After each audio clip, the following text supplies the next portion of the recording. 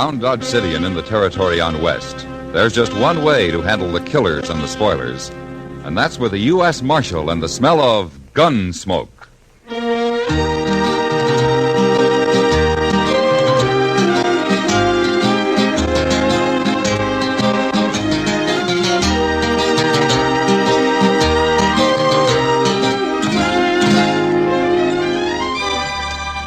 Gunsmoke, starring William Conrad.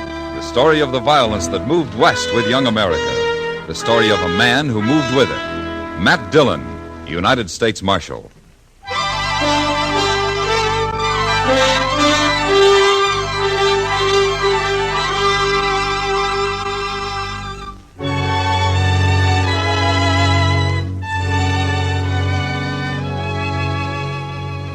Chester had been helping me with some paperwork after the regular day ended, and we didn't get through until about 10 o'clock. And we were both kind of tired.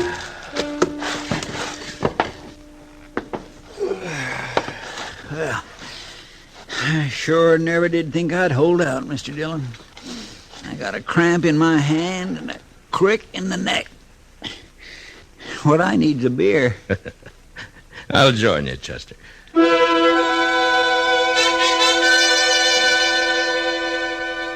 I locked up the office and walked down to the Texas Trail with Chester. I guess the best thing that could be said for the night was that it was still. Not cold, not warm. Somewhere in that between that makes you wish it'd be one thing or the other. Or maybe it was because we were tired that it didn't feel right. The bar wasn't crowded, and right off, Kitty came over to our table with beer. I thought she looked kind of worried. Hard day, Matt? Oh, no, nothing much. Oh. I declare, Miss Kitty, this beer tastes darker than usual. New brew, probably, Chester. Yeah, I suppose. Say, Matt, you ever seen the stranger before? The tall one, the bar? Huh? No. My heavens, Mr. Dillon, he is a lofty man, and that's for sure. Look at him stretch out. Yeah. What about him, Kitty? Well, I don't know.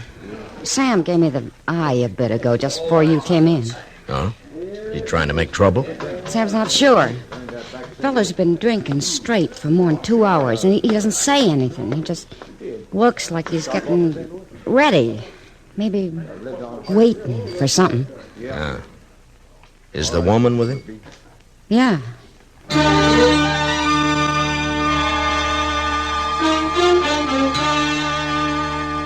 He was a lean, almost stringy man, better than usual tall. And he might have served in the army once because he wore his gun butt forward. As we sat, Chester and me, drinking our beer, he turned around a couple of times and looked at the door. I never saw a man with eyes as gray or with a skin to his face so dry and tough you'd swear you could get sparks off it with a flint. The woman standing next to him talked loud and often, but he didn't appear to be listening much. It was like Kitty said, he was waiting. About an hour went by, and the place began to quiet down. Most of the men drifted out to wherever their way was taking them.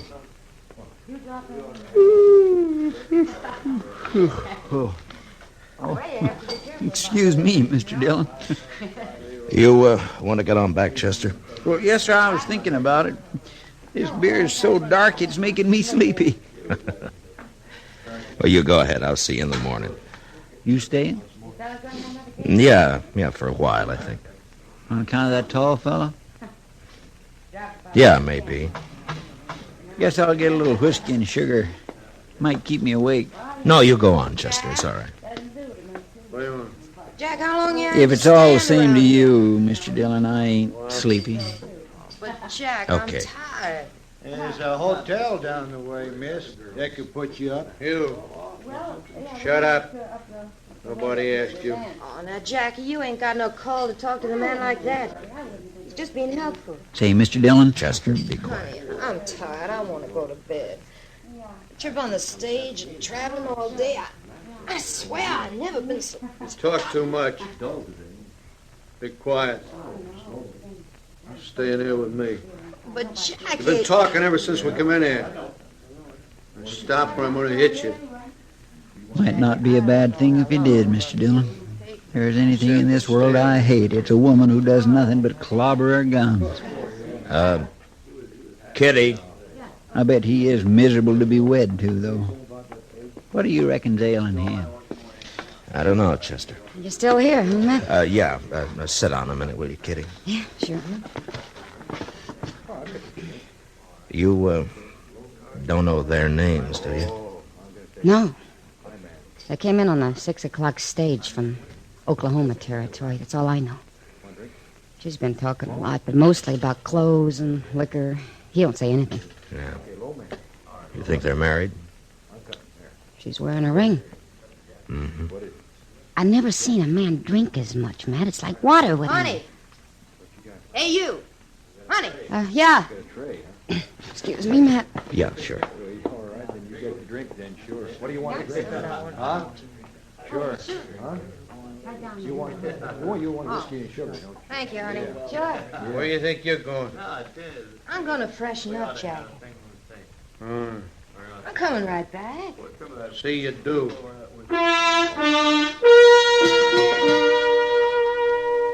The woman had just got out of sight when we heard the horses coming down the street outside.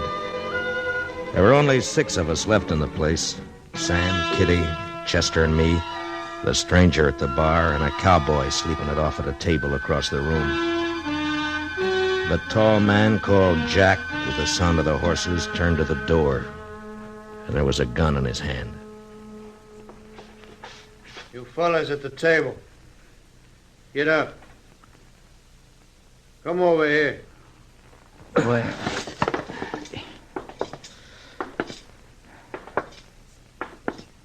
Well, I kind of wondered what you were waiting for. I know you've been wondering. That's why you've been hanging around. I don't want no trouble with you. Stay out of the way, you won't get hurt. Why don't you put your gun away, mister? Don't bother me. There's trouble coming through that door any minute. Put it back. I don't allow gunplay in Dodge. What you allow ain't up to you now, mister. If you're in trouble, it's my job to protect you and your wife. This is private trouble. You want part of it, I'll give it to you right now. In the belly. Jack, they're here, outside. Yeah, I know. We can get out the back. I ain't running no more. You either. Come on, get behind the bar. Yeah, honey. You 2 fellas unhitch your belts. Leave them lay where they fall. Go on. Honey, you give me a gun, will you? I'll give you one. Wait a minute. Okay. Now you 2 get around behind the bar. All right. At the end. You and the lady. Well, listen, you can't shoot up this place. Sam, do what he says. Chester and I did as we were told and got behind the bar along with Kitty and Sam. The tall man picked up our guns and tossed one to the woman, then dropped the others beside him on the floor. And then we waited. All of us behind the bar, except for the cowboy drunk asleep at the table. You only had that mirror in for a month. It's going to be busted for sure. Honey, we should have kept going. Got the train in the morning further west. We'd had to stop somewhere.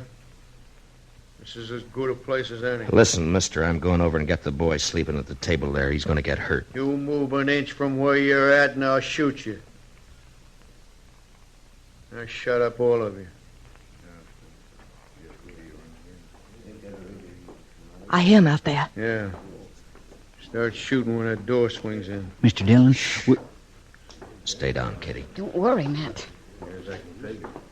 Stopped off in Dodge. They'll be in a saloon. Sure. Oh, I know, Farrell. Well, come on. Might as well start looking in here. Yeah, well, okay. Let's do it a drink. There he...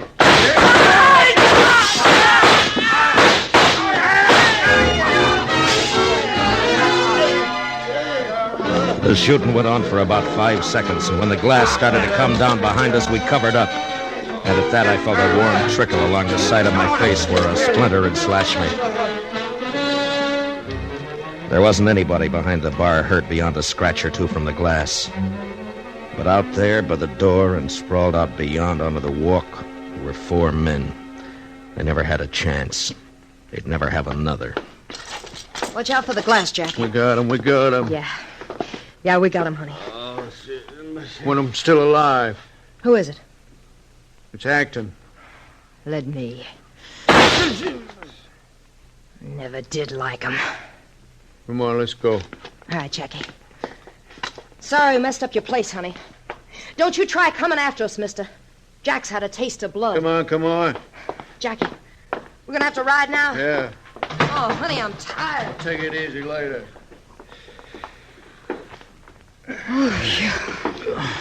Are you all right, Kitty? Well, I think so. Look at that mirror. Just look at it. Chester, get some guns from the office. Saddle up and get back here, huh? Yes, sir. Yeah, all right now, folks. There's just been a little shooting, that's all. Everything's gonna be just... Kitty, get Doc, quick. What is it, Matt? This man isn't dead. Huh? Well, go on. Hurry up, will you? Well, yeah, sure.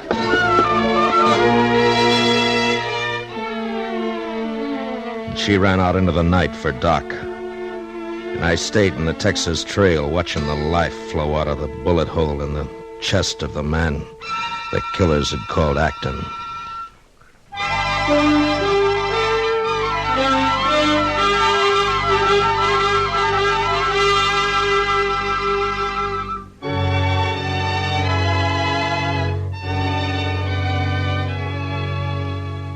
His eyes were open, but he didn't see me.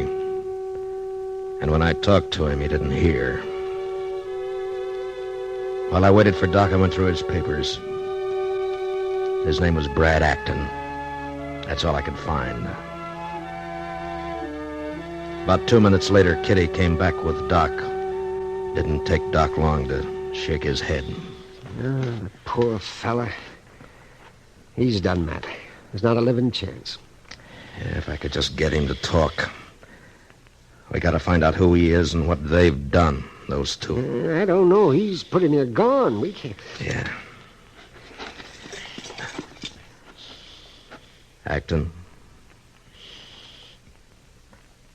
Acton, can you hear me? Acton?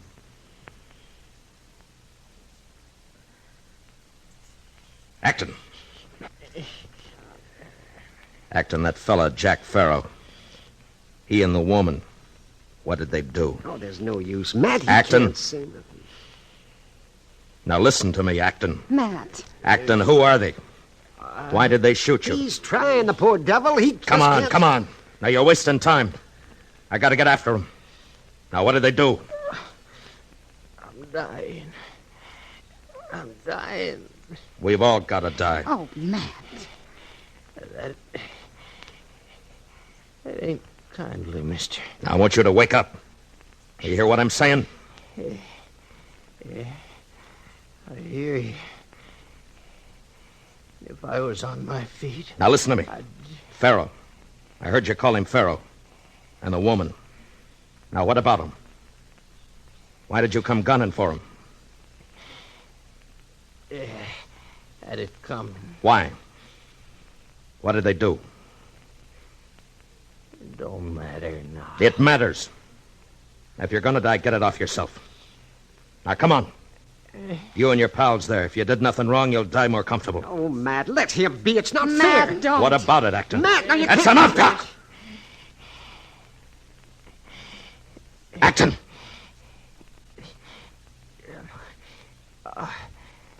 California. Out in California. Farrow, me, and the boys. We held up a stage in Farrow. He took the money and lit out with that woman. We've been following. Look out for her. She's mean with a gun. Martha Lou.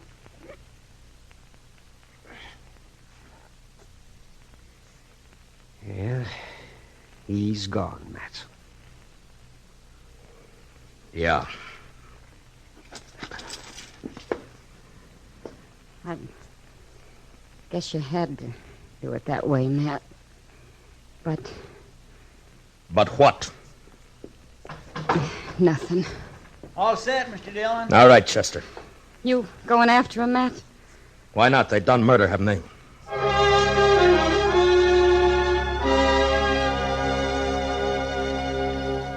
You have to figure the odds of a man forgiving you for what you do when a thing has to be done. And then you split the difference, and depending on the reasons for doing it, you feel better or worse.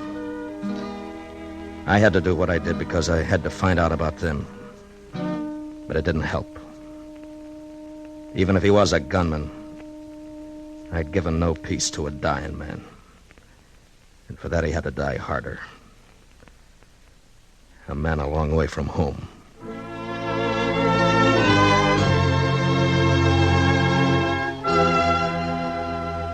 Chester and I rode out into the east, the way we figured Pharaoh and his wife would be headed.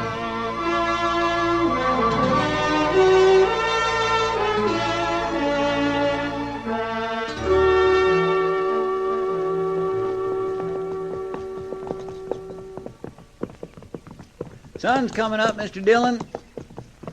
I got eyes. Yes, sir.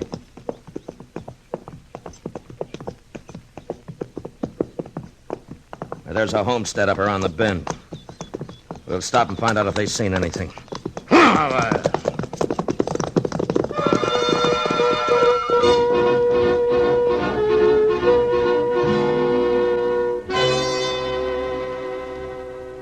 No more than a half hour ago, Marshal. I was fixing to fetch some water when I heard 'em. They stopped, huh? Yeah, the woman looked tuckered out. Never see a woman with all them skirts ride the way she did. It was some picture. How long did they stay? 5 minutes, maybe. Wife had some coffee, and they drank it, scalding, and then took off. Headed east? Yeah. They wanted to know how far to Kinsley, or maybe they wanted to know the next station, and I told them Kinsley. I don't know. Santa Fe's due in there for Hutchinson about 8. They do something wrong, Marshal? Just 4 murders back in Dodge. Come on, Chester. The Pharaohs had enough start on us that if they got the train in Kinsley before we caught up, we'd have to use the telegraph. I hope they could be stopped further down the line. With killers like that, there'd be a lot of shooting. And I figured it was my job to be there when it happened. We rode hard. It lacked a couple of minutes before 8 when we saw the smoke of the engine. We still had a couple of miles to go to reach the station, and she was moving out when we got there. I swung aboard and held out a hand for Chester. My, running like that give me a stitch in the side. And the puffs. Take it easy, Chester. I sure wish we'd have had time to find out if they's on this train, Mr. Dillon. If they ain't, we've lost them good. Oh, we'll see. Now, look, there's a lot of people in those cars up ahead. The Pharaohs see us, and they're going to start shooting. And I don't want that. So go slow. If we see them first, get out of sight. We'll wait until they get off the train. Yes, sir. Okay. No, Chester, put away the gun. No shooting on the train. Yes, Mr. Dillon. We started from the last car and moved up. That way they wouldn't see us first. I hoped we could get them without any gunplay at all. Mostly for folks who would get hurt. But I didn't have any stomach for shooting a woman, even if she was a killer. We got to the 3rd car when Chester spotted them. There they are, Mr. Dillon. All right, get back. Okay, we'll just stay here. Conductor's coming this way. Good. Well, howdy, Marshal. Mr. Heinsohn? You on a pleasure ride or business? Business, Mr. Heinz. That couple, they're in the fifth seat from the front. The tall gent? Yeah, and the woman. Yeah, I wondered about them when they got on.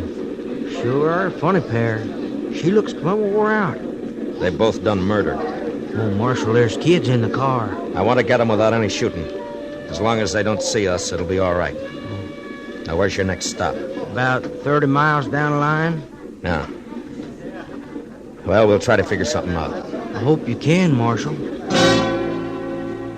The train rolled on. I saw Miss Farah take a kid on her lap, play with it. And the mother in the next seat looked on with fond eyes. I wonder what she would have said if she knew. Jack Farah just looked out the window. We didn't make a move at the next stop. 2 men got off, and there were still some 20 people left in the car besides the killers. About 15 miles beyond, the train pulled up again. I could see a big herd of cattle crossing the tracks. It was going to take a few minutes. Mr. Heinsohn came down the aisle to the platform where we were standing. Hey, Marshal, I got an idea. See what you think. Yeah? We'll be about 10 minutes waiting until that herd gets across. How about if I tell the folks in the car they can get out stretched legs for a bit? Might give you a chance to. All right, go ahead. And stand there, folks.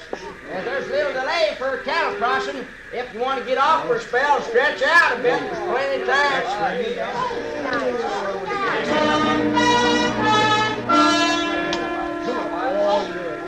We watched. Slowly, one at a time, they made up their minds. The women glad to let the kids work off steam. The men to size up strange land or somebody else's herd. And they straggled out. There was one old couple that wouldn't move, though. And I saw Mr. Heinsohn making an eye and a shrug at me. Then they changed their minds and hobbled off. And that left the car empty except for the Farrows, Chester, Mr. Heinsohn, and me. That's your deal, Marshal. Lucky they didn't decide to get off. I didn't think they would. All right, go ahead, Mr. Heinsohn, and get those people down the line a bit, huh? Yes, sir. All right, Chester.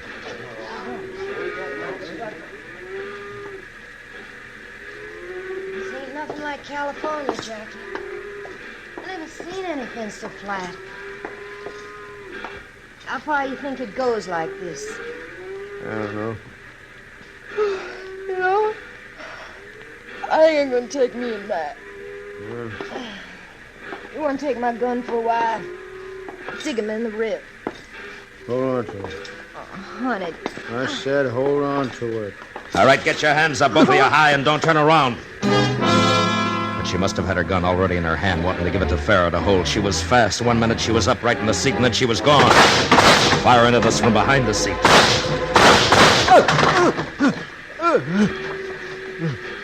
Jackie! Jackie! All right, throw out your gun, Miss Farah. Jackie! Throw out your gun and stand up. I don't want to hurt you. I'll kill you. I'll kill you! Look out, Mr. Dillon. She's going for his gun. Yeah. No! Chester, give me a hand, will you? Now stop it. Stop it. Jackie! Stop it. I'll kill you! Jackie!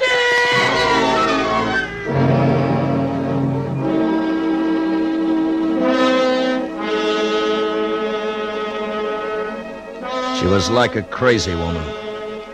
It took both of us to hold her, and we couldn't even do that right until we had her handcuffed to the seat. And then she shut up.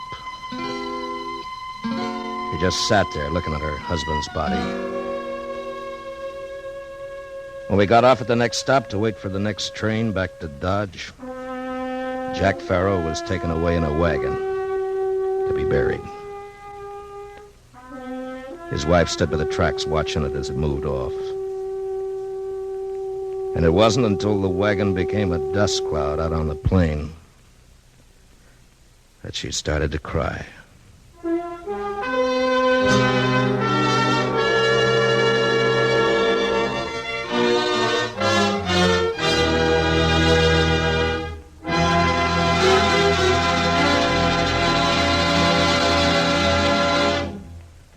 Gunsmoke, under the direction of Norman MacDonald, stars William Conrad as Matt Dillon, U.S. Marshal. Tonight's story was specially written for Gunsmoke by Anthony Ellis, with music composed and conducted by Rex Corey. Featured in the cast were Michael Ann Barrett and Tom Tully, with John Daner, Lawrence Dobkin, and Jack Crucian. Parley Bear is Chester, Howard McNear is Doc, and Georgia Ellis is Kitty.